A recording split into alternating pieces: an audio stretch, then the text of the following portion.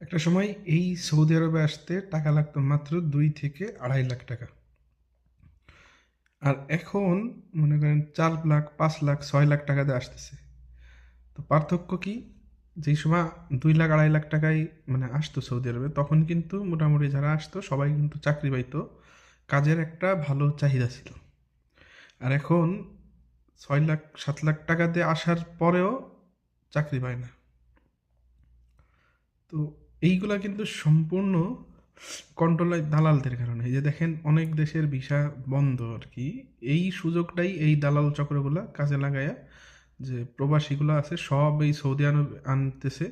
আর আনার পরে চাকরি না দিয়ে রুমে বসায় বসায় তাদের লাইফটা নষ্ট করতেছে আর কি পুরাপুরি।